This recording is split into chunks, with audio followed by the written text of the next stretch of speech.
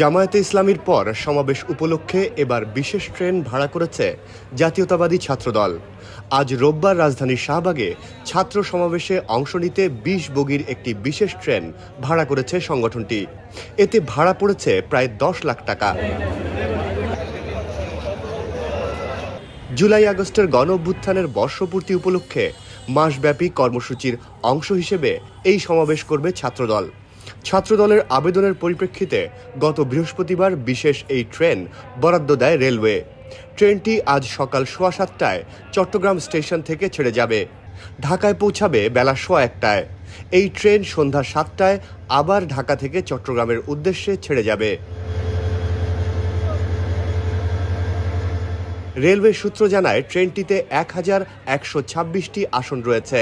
বিশেষ ট্রেন পরিচালনার জন্য রেলওয়ের চট্টগ্রাম, ঢাকা বিভাগ সহ সংশ্লিষ্ট দপ্তরকে নির্দেশনা দেওয়া হয়েছে। রেলওয়ের বিভাগীয় বাণিজ্যিক কর্মকর্তা তৌসিয়া আহমেদ গণমাধ্যমকে বলেন, ছাত্রদলের আবেদনের পরিপ্রেক্ষিতে রেল ভবনের অনুমোদন সাপেক্ষে বিশেষ ট্রেন বরাদ্দ দেওয়া হয়েছে। এই কারণে নিয়মিত ট্রেন চলাচলে কোনো সমস্যা হবে না।